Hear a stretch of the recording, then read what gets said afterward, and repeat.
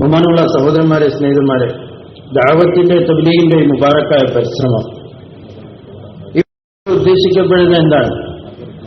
ഇതുകൊണ്ട് ഓരോരുത്തരും അവരവരുടെ ഉത്തരവാദിത്തങ്ങൾ മനസ്സിലാക്കലാണ്.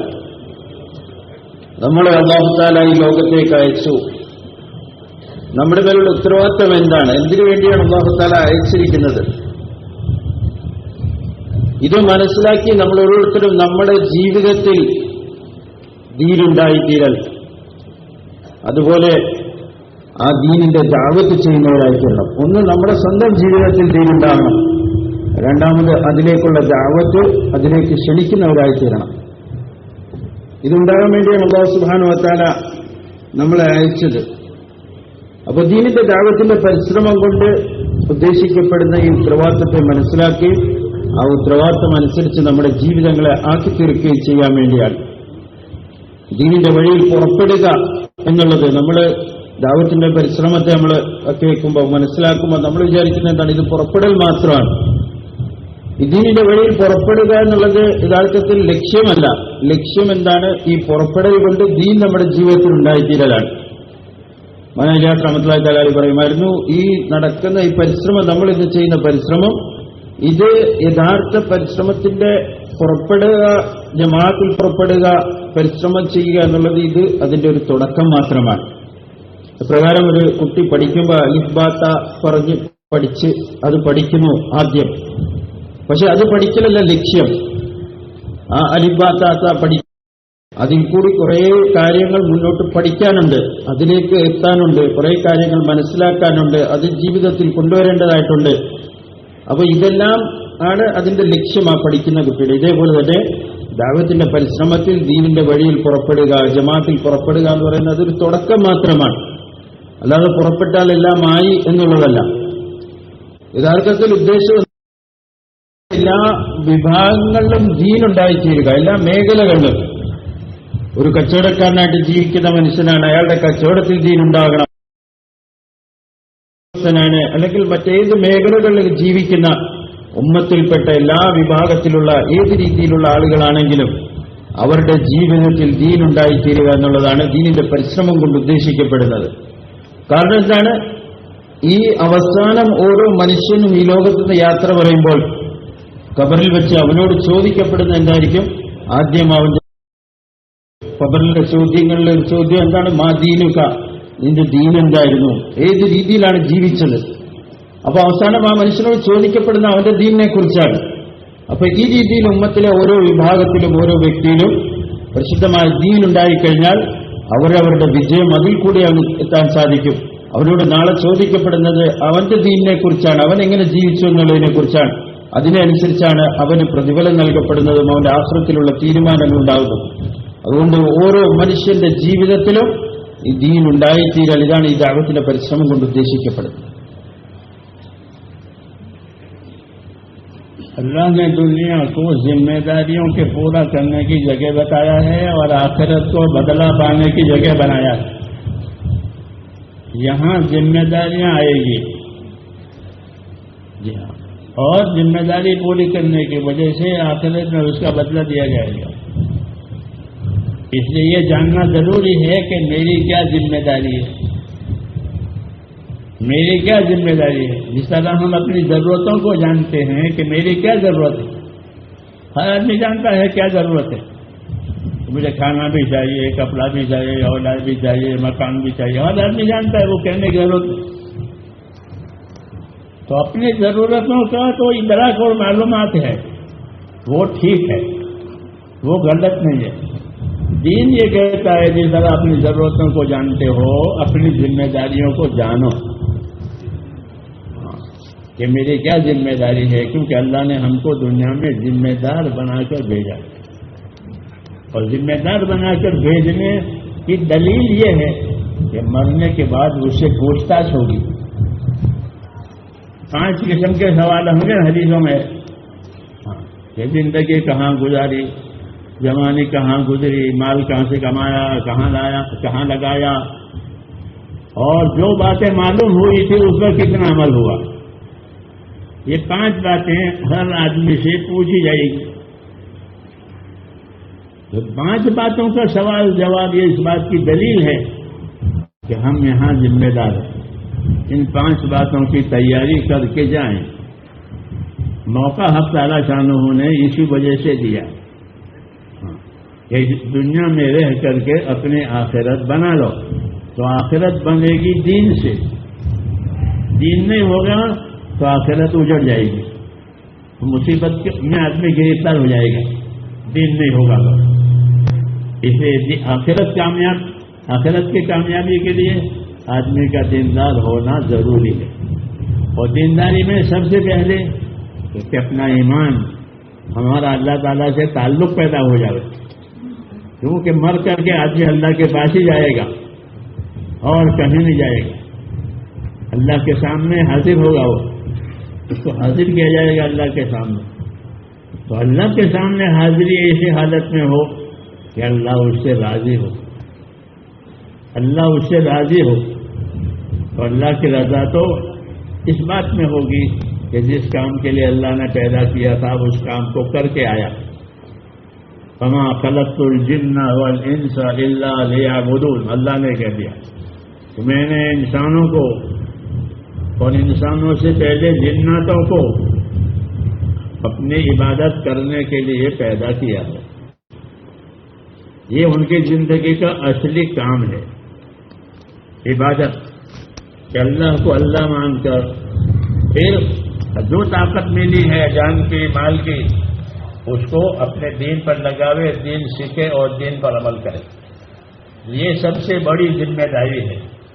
ہاں اسی لیے اللہ نے دنیا کو بنایا ہے کہ دنیا میں رہ کر کے اپنا دین بناؤ. کامیاب ہو جائے.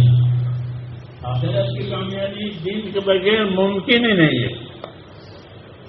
وَمَن يَبْتَغِ غَيْرَ الْإِسْلَامِ دِينًا فَلَن يُقْبَلَ مِنْهُ وَهُوَ فِي الْآخِرَةِ مِنَ الْخَاسِرِينَ. اس دین کے علاوہ جو دین اسلام ہے, اس دین کے علاوہ کوئی اور دین لے کر آئے گا ہمارے پاس آخرت میں, اللہ فرماتے ہیں ہم ہرگز قبول نہیں کریں گے. ہرگز قبول نہیں کریں گے اور وہ نقصان میں پڑے گا. یہ دنیا بھی گئی اور آخرت بھی گئی. ہاں یہ آگاہ کیا ہے ذمہ داریوں سے, تو آگاہ کرنے کی یہ باتیں ہیں. അല്ലാഹു തആല ഈ ലോകത്തെ ജീവിതം നമുക്ക് നൽകിയിരിക്കുന്നത് മനുഷ്യന് ഉത്തരവാദിത്തങ്ങൾ പൂർത്തീകരിക്കാൻ വേണ്ടിയാണ്. ദുനിയാവെന്ന് പറയുന്നതാണ്. ഇത് ഉത്തരവാദിത്തങ്ങൾ മനസ്സിലാക്കി ഉത്തരവാദിത്തങ്ങൾ പൂർത്തീകരിക്കാനുള്ള സ്ഥലമാണ് മനുഷ്യനെ സംബന്ധിച്ചിടത്തോളം. ആഖിറം അല്ലാഹു തആല ഇതിന്റെ പ്രതിഫലം നൽകാൻ വേണ്ടി വെച്ചിരിക്കുന്ന സ്ഥലമാണ്.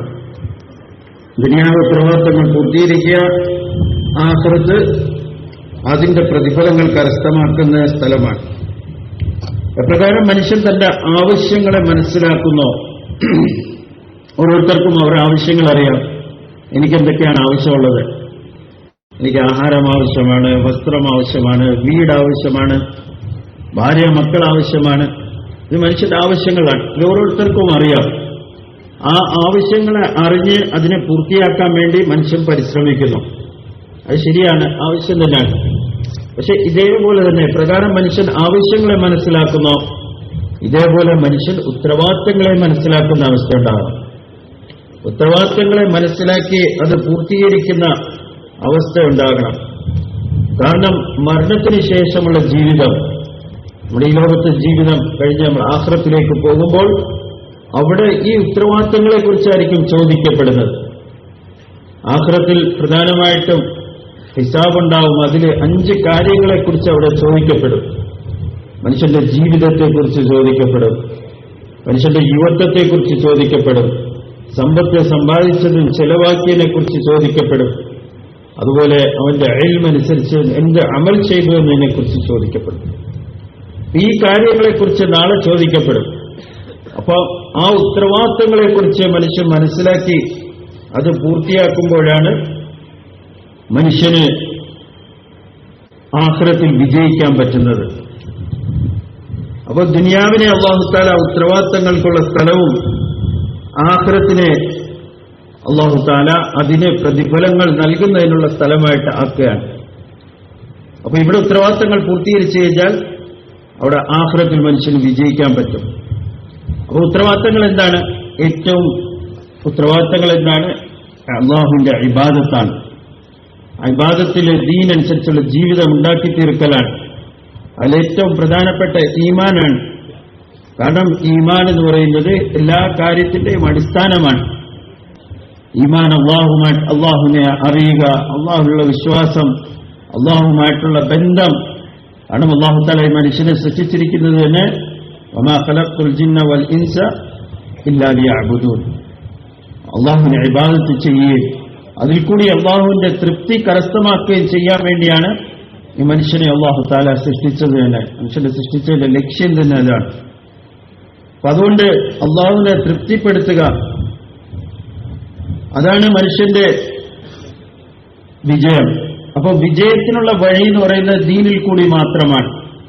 ഖുർആൻ ശരീഫിൽ അല്ലാഹു തആല പറയുന്നുണ്ട്, വമൻ യബ്തഗി ഗൈറൽ ഇസ്ലാമി ദീനൻ ഫലൻ യുഖ്ബല മിൻഹു, ആര് ഇസ്ലാമിനെ അല്ലാതെ മറ്റേതെങ്കിലും മാർഗങ്ങളെ തന്റെ ദീനായിട്ട് ജീവിത മാർഗമായിട്ട് സ്വീകരിക്കുകയും ചെയ്താൽ അതിനെ അവരിൽ നിന്നും സ്വീകരിക്കപ്പെടുന്നതല്ല. അപ്പൊ ഒരേ ഒരു വഴിയുള്ള ഇസ്ലാമിന്റെ വഴിയാണ്, ദീനിന്റെ വഴിയാണ്. അതുണ്ടാക്കി തീർക്കുക, അതാണ് നമ്മുടെ ജീവിതം കൊണ്ട് ഉദ്ദേശിക്കപ്പെടുന്നത്. ഈ കാര്യങ്ങൾ നമ്മുടെ ജീവിതത്തിൽ ഉണ്ടാക്കി തീർക്കാൻ വേണ്ടിയാണ്. हमारी 3 जिम्मेदारियां हैं इस जिंदगी की। एक जिम्मेदारी हमारी ये है कि हम अपनी जात से अपने आप को दीनदार बनाएं।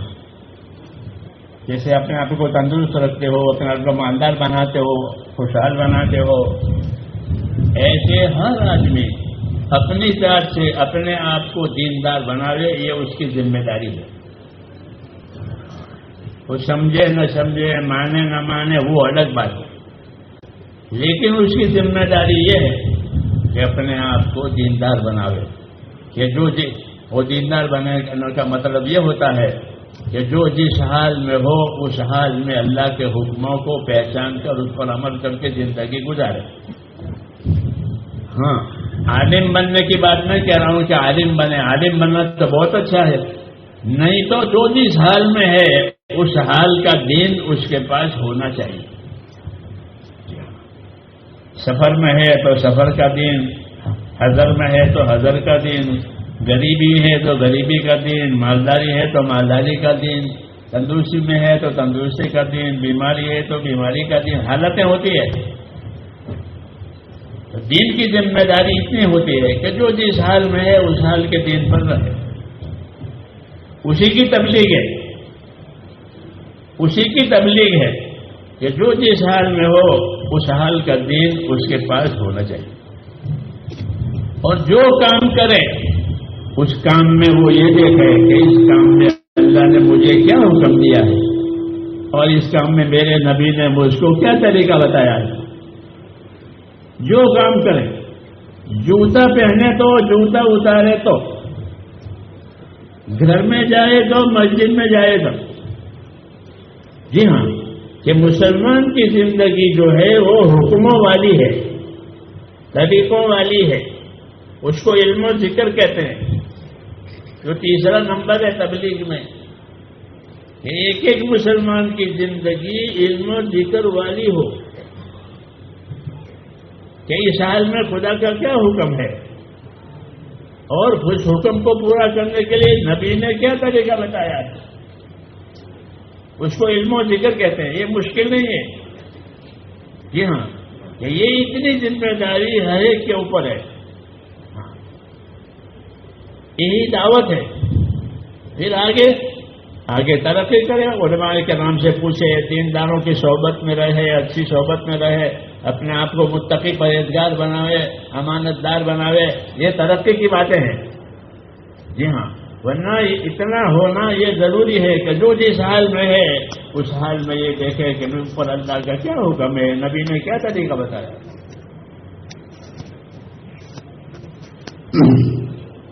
ഓരോ മനുഷ്യന്റെ മേലും 3 രീതിയിലുള്ള ഉത്തരവാദിത്തങ്ങളുണ്ട്. നേരത്തെ ഉത്തരവാദിത്തങ്ങളെ കുറിച്ച് പറഞ്ഞു. നമ്മൾ നമ്മുടെ ഉത്തരവാദിത്തങ്ങളെ മനസ്സിലാക്കുക, അതനുസരിച്ച് നമ്മുടെ ജീവിതങ്ങളെ ആക്കിത്തീർക്കുക. അതിലൊന്നാമത്തെ ഉത്തരവാദിത്വം എന്താണ്? നമ്മൾ സ്വന്തമായിട്ട് ദീനിനെ മനസ്സിലാക്കി ആ ദീനനുസരിച്ച് ജീവിക്കുന്നവരായിത്തീരുക. ഓരോ മനുഷ്യനും ഏത് അവസ്ഥയിൽ അല്ലാഹു തആല അവനെ വെച്ചിരിക്കുന്നോ ആ അവസ്ഥയിലുള്ള ദീനിനെ മനസ്സിലാക്കുകയും അതനുസരിച്ച് തന്റെ ജീവിതത്തെ ആക്കിത്തീർക്കുകയും ചെയ്യാം. ഓരോ അവസ്ഥയിലും ആ മനുഷ്യൻ നോക്കേണ്ടത് എന്താണ്? എന്റെ ഈ അവസ്ഥയിൽ അല്ലാഹുവിന്റെ കൽപ്പന എന്താണ്? ബഹുമാനപ്പെട്ട റസൂലുള്ളാഹി സ്വല്ലല്ലാഹു അലൈഹി വസല്ലം തങ്ങളുടെ മാർഗം എന്താണ്? അത് അല്ലാഹു തആല ഏത് അവസ്ഥയിൽ വെച്ചാലും, നാട്ടിലാണ് മനുഷ്യൻ എങ്കിൽ നാട്ടിലുള്ള അവസ്ഥകൾ എന്താ ചെയ്യേണ്ടത്, യാത്രയിലാണ് യാത്രയിൽ എന്താ ചെയ്യേണ്ടത്, ഒരാള് വളരെ സാധാരണക്കാരനായിട്ട് ജീവിക്കുന്നു, വളരെ ചുരുങ്ങിയ ജീവിതാവസ്ഥകളുമായിട്ട് ജീവിക്കുന്നു, അയാൾക്കുള്ള കൽപ്പനകൾ എന്താണ്? ഒരാൾക്ക് അല്ലാഹു തആല വിശാലത കൊടുത്തിട്ടുണ്ട്, അയാൾക്കുള്ള കൽപ്പനകൾ എന്താണ്? അപ്പോൾ ഓരോ മനുഷ്യന്റെ ഏത് അവസ്ഥയിൽ അല്ലാഹു തആല മനുഷ്യനെ വെച്ചിരിക്കുന്നോ ആ അവസ്ഥയിൽ അല്ലാഹുവിന്റെ കൽപ്പന എന്താണ്? ബഹുമാനപ്പെട്ട റസൂലുള്ളാഹി സ്വല്ലല്ലാഹു അലൈഹി വസല്ലം തങ്ങളുടെ സുന്നത്തുകൾ എന്താണ്? എവിടെയെങ്കിലും വെച്ചാൽ ഒരു മനുഷ്യൻ ചെരുപ്പ് ധരിക്കുന്നു, ആ സമയത്തുള്ള സുന്നത്ത് എന്താണ്? ആ സമയത്തുള്ള കൽപ്പന എന്താണ്? പള്ളിയിലേക്ക് പോകുന്നു, പള്ളിയിൽ പ്രവേശിക്കുന്നു, പള്ളിയിൽ നിന്നും പുറത്തേക്ക് വരുന്നു, ഇങ്ങനെ ജീവിതത്തിന്റെ ഏത് അവസ്ഥയിലാണെങ്കിലും, ജീവിതത്തിന്റെ ഏത് സാഹചര്യത്തിലാണെങ്കിലും മനുഷ്യൻ അല്ലാഹുവിന്റെ കൽപ്പനകളെ മനസ്സിലാക്കുകയും ബഹുമാനപ്പെട്ട റസൂലുള്ളാഹി സ്വല്ലല്ലാഹു അലൈഹി വസല്ലം തങ്ങളുടെ മാർഗങ്ങളെ മനസ്സിലാക്കുകയും അതനുസരിച്ച് തന്റെ ജീവിതത്തെ അതിൽ പ്രാവർത്തികമായി പ്രവർത്തിക്കുകയും ചെയ്യുക. ഇത് ഒരു വലിയ പ്രധാനപ്പെട്ട ഉത്തരവാദിത്തമാണ്. ഇതന്നെയാണ് ഇൽമും ദിക്ർ എന്ന് പറയുന്നത്. എല്ലാവരും പൂർണ്ണമായ വലിയ ആലിമീങ്ങളായിത്തീരണം എന്നുള്ളത് സാധ്യമല്ല, എല്ലാവർക്കും സാധിക്കില്ല. പക്ഷേ ഓരോ മനുഷ്യനും ആ മനുഷ്യന്റെ അവസ്ഥയനുസരിച്ച് അവനുമായിട്ട് ബന്ധപ്പെടുന്ന കാര്യങ്ങൾ ചോദിച്ച് പഠിച്ച് പ്രവർത്തിക്കാൻ പറ്റും. എല്ലാം പഠിച്ച് ആയിരിക്കണമെന്നില്ല, എല്ലാവർക്കും എല്ലാ കാര്യങ്ങളും പഠിക്കാൻ സാധിച്ചെന്നില്ല. പക്ഷേ എങ്കിൽ തന്നെയും ഓരോ അവസ്ഥകൾ അവന്റെ ജീവിതത്തിന്റെ സാഹചര്യങ്ങളും അവസ്ഥകളും വെച്ച് ആ അവസ്ഥകളിൽ എന്ത് പഠിക്കാം, എന്ത് ആണ് ചെയ്യേണ്ടതെന്ന് മനസ്സിലാക്കി പ്രവർത്തിക്കുക. ഇതാണ് ഇൽമും ദിക്റും. നമ്മുടെ 6 സിഫാത്തുകൾ പറയുമ്പോൾ മൂന്നാമത്തെ വിഷയമായിട്ട് പറയുന്നത് ഇൽമു. ഒന്ന് കാര്യങ്ങളെ അറിയുക, മനസ്സിലാക്കുക, ദിക്ർ, അതിനെ ആ സ്മരണയോട് കൂടി അത് പ്രാവർത്തികമാക്കി തീർക്കുക. ഇത് ഏറ്റവും കുറഞ്ഞ ഉത്തരവാദിത്തമാണ്. പിന്നെ മനുഷ്യർ അതിനേക്കാൾ ഉയർന്ന അവസ്ഥയിൽ തഖ്വാവിന്റെ ജീവിതത്തിൽ ഉണ്ടാക്കി തീർക്കൽ, അല്ലാഹുമായിട്ടുള്ള ബന്ധങ്ങൾ വർദ്ധിപ്പിക്കൽ, അങ്ങനെ ദീനിന്റെ ധാരാളം ഉയർന്ന അവസ്ഥയിലേക്ക് അവന് പുരോഗമിക്കാൻ സാധിക്കുന്നതാണ്. പക്ഷെ ഏറ്റവും കുറഞ്ഞത് അവന്റെ അവസ്ഥയിലുള്ള കാര്യങ്ങളെക്കുറിച്ചുള്ള അറിവും ആ സമയത്ത് എന്താണ് ചെയ്യേണ്ട അല്ലാഹുവിന്റെ കൽപ്പനകൾ മനസ്സിലാക്കി പ്രവർത്തിക്കുക എന്നുള്ളത് ഓരോ മനുഷ്യന്റെ ഉത്തരവാദിത്വത്തിൽ ഏറ്റവും പ്രധാനപ്പെട്ട ആദ്യത്തെ ഉത്തരവാദിത്തമാണ്. अल्लाह के रास्ते में निकल कर अपने अंदर ईमानी ताकत पैदा करनी है ताकि अल्लाह के फराइज अदा हो जाए कि कोई नमाज हमारे ऊपर बाकी न रहे, नमाजें बाकायदा सुन्नत के मुताबिक अदा करें। और जो माल अल्लाह ने दिया है उलमा से पूछकर उसकी पूरी पूरी ज़कात दें। हाँ, ये फराइज की दावत कहलाती है। एक निकलने की दावत है, एक फराइज की दावत हुजूर देते थे कि जो माल अल्लाह ने दिया है उसकी ज़कात पूरी पूरी अदा करें। ज़कात गरीब की जरूरत नहीं है, मालदार की जरूरत है। हाँ, क्योंकि गरीब की रोजी तो अल्लाह के जिम्मे है, मालदार के जिम्मे नहीं है, इसलिए ज़कात पूरी पूरी अदा करें। मौलाना इलियास साहब ये फरमाते थे कि हमारे साथी, हमारे काम करने वाले अपने माल का हिसाब रखे और पूरी पूरी ज़कात हर साल दे। हाँ, नमाजें पूरी हो जावें, ज़कातें पूरी हो जावें, रमजान आवे तो रोजा, और अल्लाह ने ज्यादा माल दिया है तो हज भी सीख करके हज करे। हर खाली माल की वजह से न करे, माल भी हो और हज सीखना हो, क्योंकि हज एक ही मर्तबा होता है जिंदगी में, फर्ज, उसको बहुत कम लोग जानते हैं। इसलिए लोग माल लेकर हज करते हैं। नहीं, इल्म जिक्र के साथ हज करो, हज का इल्म जिक्र लो और फिर हज करो। ये तमाम फराइज है। हुजूर सल्लल्लाहु अलैहि वसल्लम ने हज्जतुल विदा में जब आखिरी बयान दिया उम्मत को तो ये सब बातें कही। सल्लू कम सकूं वसुमू शहरकुम वअद्दू ज़कात अम्वालिकुम वातिऊ उमराकुम तदखुलू जन्नत रब्बिकुम।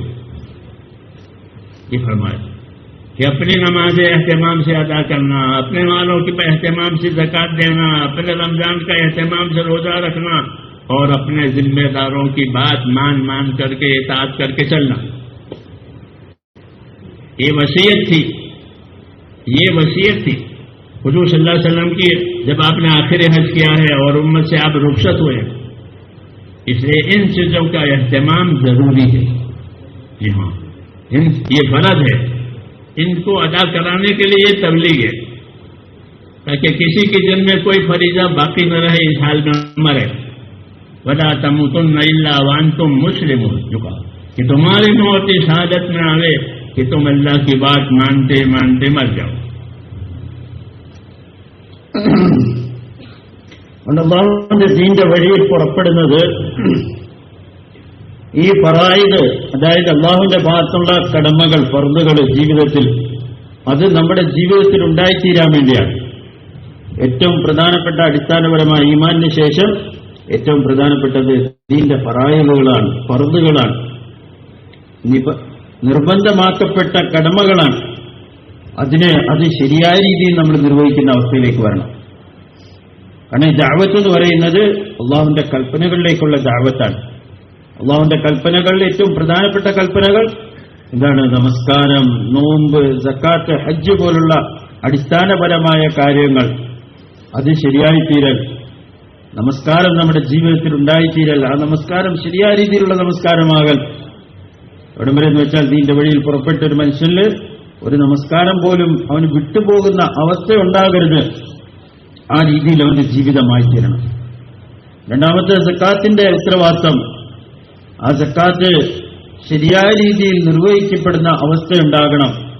ആർക്ക് അല്ലാഹു തആല അതിന് ആവശ്യമായ സമ്പത്ത് നൽകിയിട്ടുണ്ടോ, അപ്പോൾ ആ മനുഷ്യൻ ആ സമ്പത്തിന്റെ കണക്കെടുത്ത് സക്കാത്ത് നൽകുന്ന അവസ്ഥ ഉണ്ടാകണം. കാരണം ഇതും ഫർദുകളിൽപ്പെട്ടതാണ്, പ്രധാനപ്പെട്ട ഉത്തരവാദിത്തങ്ങളിൽപ്പെട്ടതാണ്. സക്കാത്ത് എന്ന് പറയും, സക്കാത്ത് കൊടുക്കുന്നത് പാവപ്പെട്ടവരുടെ ആവശ്യമല്ല. യഥാർത്ഥത്തിൽ ആരുടെ മേല് സക്കാത്ത് ഫർദായിരിക്കുന്നോ ആ ഫർദായിരിക്കുന്ന ആ മനുഷ്യന്റെ ആവശ്യമാണ് സക്കാത്ത് കൊടുക്കാതെ. ഇലിയാസ് റഹ്മത്തുള്ളാഹി തആല ഈ കാര്യത്തെക്കുറിച്ച് പറയുമായിരുന്നു. അതായത് സക്കാത്ത് നിർബന്ധമായ ഒരു മനുഷ്യനെ സംബന്ധിച്ചിടത്തോളം ആ മനുഷ്യന്റെ ആവശ്യമായി മാറുന്ന ആ സക്കാത്ത് കൊടുത്ത് വീടുക എന്നുള്ളത്. അപ്പോൾ ആ മനുഷ്യന്റെ ആവശ്യമാണ് സക്കാത്ത് കൊടുക്കുക. കാരണം ആരും ബുദ്ധിമുട്ടുന്നോ പ്രയാസപ്പെടുന്നോ അവരുടെ വിഷയങ്ങൾ അല്ലാഹു തആല ഏറ്റെടുത്തിരിക്കുകയാണ്. അവരുടെ കാര്യങ്ങളുടെ ഏർപ്പാട് അള്ളാഹുവിന്റെ മേലാണ്. പക്ഷെ നമ്മുടെ ഉത്തരവാദിത്വം എന്താണ്? നമ്മുടെ മേൽ നിർബന്ധമായിരിക്കുന്ന സക്കാത്ത് കൊടുത്ത് വീടലാണ്. ഇതേപോലെ നോമ്പ് ശരിയായ രീതിയിൽ അതിനെ പൂർത്തീകരിക്കൽ.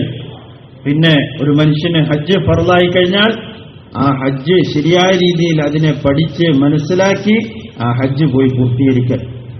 അപ്പൊ ജീവിതത്തിന്റെ ഈ കാര്യങ്ങളിലെല്ലാം, ഫർളുകളിലെല്ലാം ഇൽമും ദിക്റുണ്ട്. ഒന്ന്, അതിനെക്കുറിച്ച് കാര്യങ്ങളെ മനസ്സിലാക്കുക. ഏത് ഉത്തരവാദിത്തമാണോ, ഏത് കാര്യമാണോ നമ്മുടെ മേൽ അല്ലാഹു തആല നിർബന്ധമാക്കിയിരിക്കുന്നത്, ആ കാര്യങ്ങളെ നമ്മളൊന്ന് അറിയണം, അതിനെക്കുറിച്ച് പഠിക്കണം, അത് മനസ്സിലാക്കണം, എന്നിട്ട് അത് ശരിയായ രീതിയിൽ നിർവഹിക്കുന്ന അവസ്ഥയുണ്ടാകണം.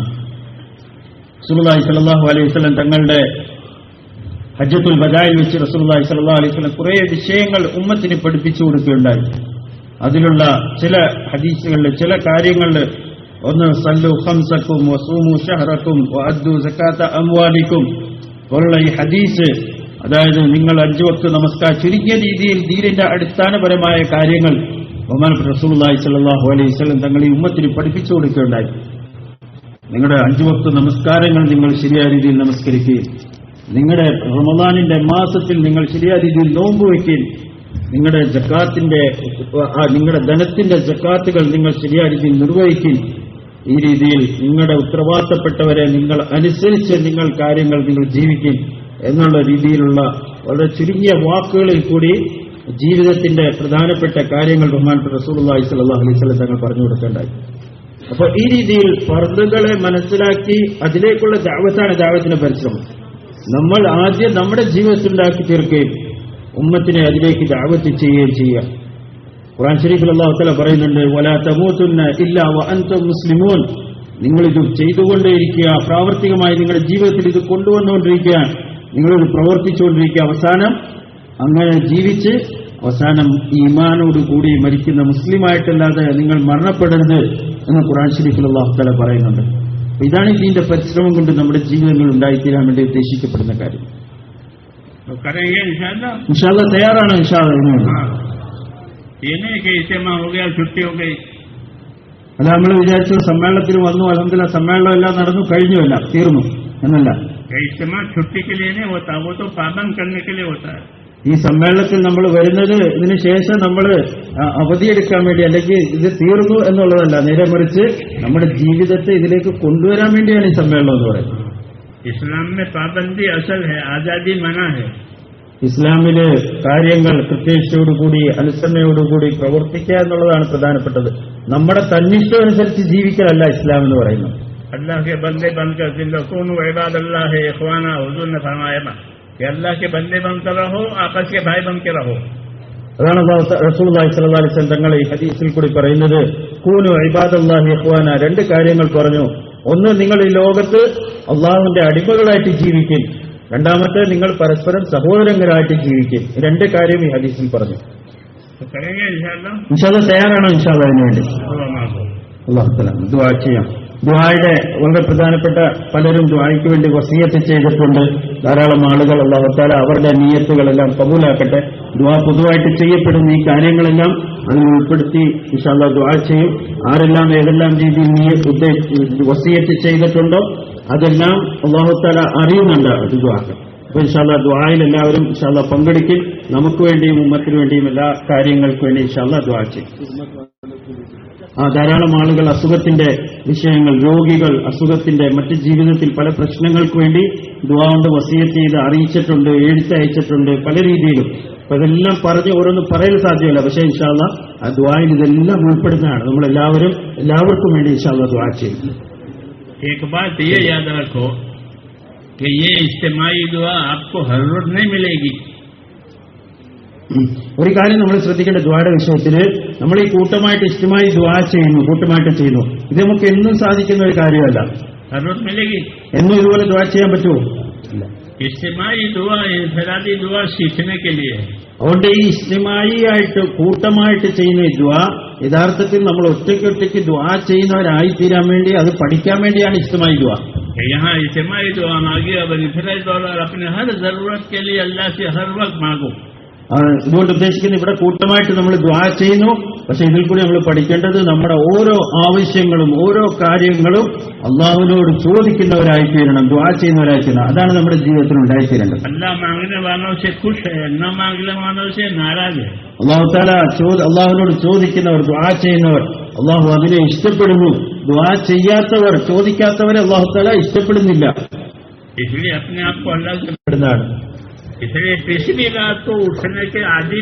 അതുകൊണ്ട് നമ്മൾ രാത്രിയുടെ അവസാന സമയങ്ങളിൽ എഴുന്നേറ്റ് നമസ്കരിക്കുന്ന ശീലം, ദുആ ചെയ്യുന്ന ശീലം നമ്മൾ ഉണ്ടാക്കണം.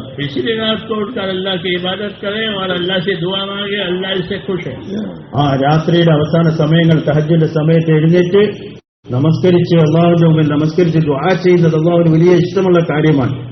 हुजूर सल्लल्लाहु अलैहि वसल्लम ने ये नसीहत की है. റസൂലുള്ളാഹി സ്വല്ലല്ലാഹു അലൈഹി വസല്ലം ഈ വിഷയം ഉമ്മത്തിനെ ഉപദേശിച്ച കാര്യമാണ്.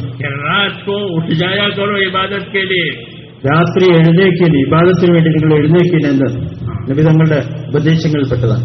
क्यों कि पिछली रात को उठकर अल्लाह की इबादत करना और अल्लाह से दुआ मांगना ये अल्लाह के नेक बंदों का तरीका है. ഞങ്ങൾ പറഞ്ഞു, അവസാനം സമയത്ത് രാത്രിയുടെ അവസാന സമയങ്ങളിൽ എഴുന്നേറ്റ് അള്ളാഹുവിനോട് ദുആ ചെയ്യുന്നത് ഇത് അത് നല്ല ആളുകളുടെ സാലിഹീങ്ങളുടെ മാർഗമാണിത്. ഇൻഷാ അല്ലാഹ് അതുകൊണ്ട് ചെയ്യൂല. ഇൻഷാ അല്ലാഹ്. ബിസ്മില്ലാഹിർ റഹ്മാനിർ റഹീം. اللهم لك الحمد كله ولك الشكر كله ولك الملك كله بيدك الخير كله إليك يرجع الأمر كله لا إله إلا الله وحده لا شريك له له الملك وله الحمد يحيي ويميت وهو حي لا يموت بيده الخير وهو على كل شيء قدير. اللهم أنت أحق من ذكر وأحق من عبد وأنصر من ابتغي وأرأف من ملك وأجود من سئل وأوسع من عطى. اللهم أنت الملك، اللهم أنت الملك، اللهم أنت الملك لا شريك لك والفرد لا ند لك، كل شيء هالك إلا وجهك، لن تطاع إلا بإذنك ولن تعصى إلا بعلمك، تطاع فتشكر وتعصى فتغفر، أقرب شهيد وأدنى حفيظ، حلت دون النفوس وأخذت بالنواسي وكتبت الآثار ونسخت الآجال، القلوب لك مفضية والسر عندك علانية، الحلال ما أحللت والحرام ما حرمت، والدين ما شرعت والأمر ما قضيت، والخلق خلقك والعبد عبدك وأنت الله الرؤوف الرحيم. الخلق خلقك والعبد عبدك وأنت الله الرؤوف الرحيم. الخلق خلقك والعبد عبدك وأنت الله الرؤوف الرحيم. اللهم صل على سيدنا محمد وعلى آل سيدنا محمد كما صليت على إبراهيم وعلى آل إبراهيم إنك حميد مجيد. اللهم بارك على سيدنا محمد وعلى آل سيدنا محمد كما باركت على إبراهيم وعلى آل إبراهيم إنك حميد مجيد. اللهم زدنا نبينا محمدا صلى الله عليه وسلم بما هو أهله، واجزي الأنبياء كلهم خيرا، وسلام على المرسلين والحمد لله رب العالمين. ربنا ظلمنا أنفسنا وإن لم تغفر لنا وترحمنا لنكونن من الخاسرين. ربنا ظلمنا أنفسنا وإن لم تغفر لنا وترحمنا لنكونن من الخاسرين. ربنا ظلمنا أنفسنا وإن لم تغفر لنا وترحمنا لنكونن من الخاسرين. ربنا إننا آمنا فاغفر لنا ذنوبنا وقنا عذاب النار.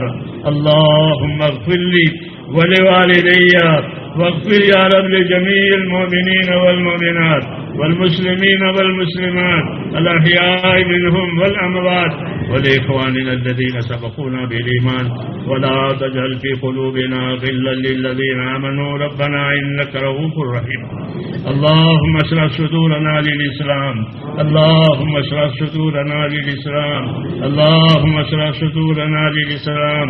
اللهم حبب إلينا الإيمان وزينه في قلوبنا وكره إلينا الكفر والفسوق والعصيان. اللهم اجعلنا من الراشدين. اللهم أقبل بقلوبنا إلى دينك وأقبل بقلوب كافة المسلمين إلى طاعتك.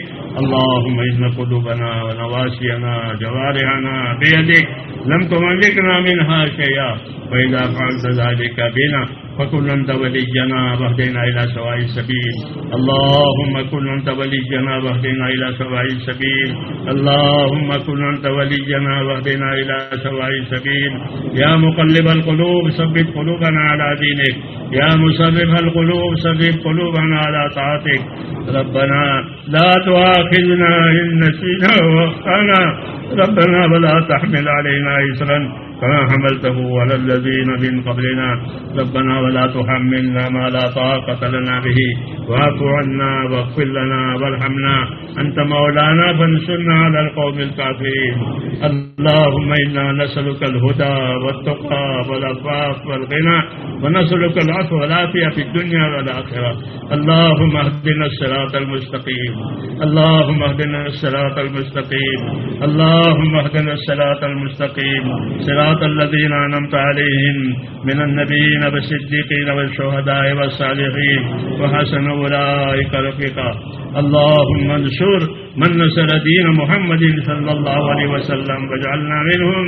اللهم أيد الإسلام وأنصاره، اللهم أيد الإسلام وأنصاره وأذل الشرك وأشراره. اللهم من أراد بالإسلام خيرا وبالمسلمين خيرا فوفق كل خير، ومن أراد بالإسلام شرا وبالمسلمين شرا اللهم خذهم أخذ عزيز مقتدر. إنا نجعلك في نحورهم ونعوذ بك من شرورهم. ربنا لا تجعلنا فتنة للقوم الظالمين ونجنا برحمتك من القوم الكافرين. فاطر السماوات والأرض أنت ولي في الدنيا والآخرة، توفنا مسلمين والحقنا بالصالحين غير خزايا ولا ندامى ولا مفتونين ربنا آتنا فی الدنیا حسنہ وفی الآخرۃ حسنہ وقنا عذاب النار۔ اے اللہ ہماری مغفرت فرما، اے اللہ ہماری اور پوری امت کی پوری مغفرت فرما، پوری امت سے درگزر فرما، امت پر سے اپنی ناراضگی کو اٹھا لے۔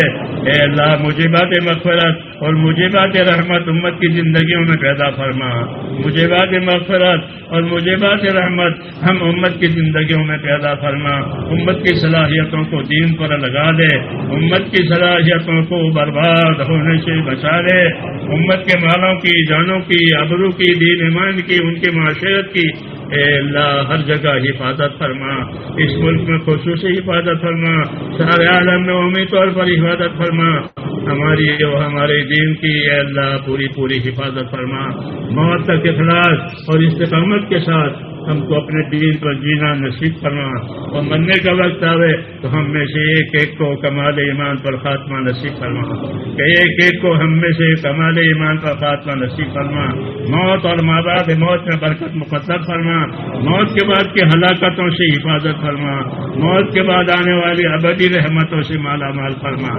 یا اللہ ہمارے پریشان حالوں کی پریشانیاں دور فرما، ہمارے بیماروں کو شفا عطا فرما، ہمارے محتاجوں کی مدد فرما، ہمارے ضرورت مندوں کی ظاہری ضرورتیں پوری فرما۔ اے اللہ جو ناجائز طور پر گرفتار ہیں اے اللہ ان کو عافیت کے ساتھ نجات دے، اے اللہ ان کو عافیت کے ساتھ نجات دے، ہر پریشانی میں سے ہر کرب میں سے اے اللہ امت کو نجات دے، اور ہر خیر سے امت کو مالا مال فرما۔ ایک ایک امتی کو یا اللہ تو اپنے دروازے پر قبول فرما لے اپنے دین کے لیے، اور ایک ایک کو موت تک اخلاص اور استقامت کے ساتھ اپنے دین پر قائم فرما۔ ربنا آتنا فی الدنیا حسنہ وفي الآخرة حسنة وقنا عذاب النار۔ اللهم إنا نسألك من خير ما سألك منه نبيك محمد صلى الله عليه وسلم، ونعوذ بك يا رب من شر ما استعاذك منه نبيك محمد صلى الله عليه وسلم۔ أنت المستعان وعليك البلاغ، ولا حول ولا قوة إلا بالله العلي العظيم، برحمتك يا أرحم الراحمين۔ سبحان ربك رب العزة عما يصفون وسلام على المرسلين والحمد لله رب العالمين۔ ആദ്യം പന്തലിൽ നമസ്കാരം നടക്കും, അതിനുശേഷം മർക്കസ് നമസ്കാരം।